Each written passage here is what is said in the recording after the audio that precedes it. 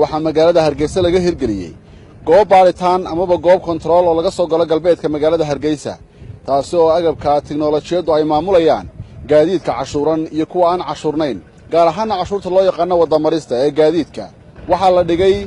mishiino iyo kamarado kala garan kara gaadiidka kuwa cashuuran iyo kuwa aan cashuurnayn kuwaasi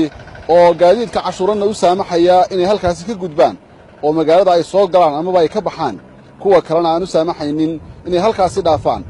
maanta ayaa arrintaasi waxaa dah furtay wasiirka wasaaradda maaliyadda Soomaaliland Samsam Cabdi Aadan oo arrintaasi ka hadashay halkan aan maanta joogna waxa weeyaan waa controlkii in Hargeysa galbeedka looga baxayay waxaan u sameeynay galbeedka Hargeysa iyo bariga Hargeysaba in sida aad arkaysaan kamaradii way taalaa kombiyuutarkiina gud halkaana birtaas taala qof gaariga aan cashuurnayn ee aan sidan cashuurtii iyo kala wareejintii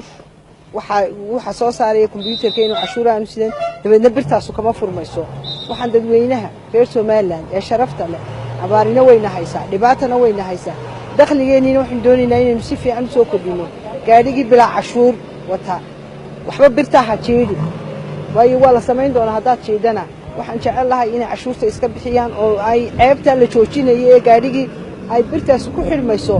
intaasaa ceeb ugu filan inay cashuurta iska bixiyaan oo sidaa sharafta la deedna ay u maraan iyadoon qofna kontroolin taraafikadu aanay la hadin askartu aanay joojin ayuu gaariga magaciisii iyo qofkii lahaa iyo telefoonkiisii soo baxaya dabeedna birtaasna way ka qaadmaysaa si sharaf laba iskaga marayaan mashaariicda guud iyo dakhliga maanta lagu ciiday masaafada wadada Ceerigaabo waa hawsha qaranka u qabateen masaafada wadada Ceerigaabo maydigii iyo fuuxa mabsuud buu ka yahay reer Soomaaliland maalka loo hureeyay marmarka iyo garoomada sidii mooska la xideeyay hama sugin taariikhdu waa shay ma gurtay intaasan maruu ku soo gabagaynayay maanta wax wanaagsan dhanka kale waxaa warbaahinta la hadlay farsamayaqaanada arrintaasi hirgeliyay kuwaas oo sharaxaad ka bixiyay qaabka ay u suura galayso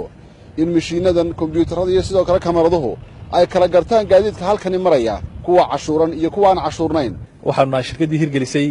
checkpoint-kan ay wasaaradda maaliyaddu ay maalgelisay galbeedka Hargeysa bariga Hargeysana laga dhisi doono waxa aan xogaa wax ka sheegaya anigu xagga technically waad aragtaan halka kamera ku taala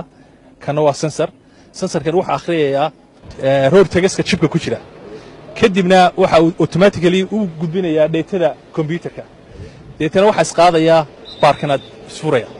marka gaarigii cashuur leh kala wareejintana si fiican u sameeyay baa mari karaya wixii kale waxa la dhil garanaya marka amba la macaamilaya wasaaradda maaliyadda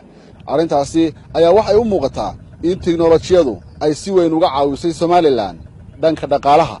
Cabdi Shakuur Day Maxamed on Cable TV Hargeysa.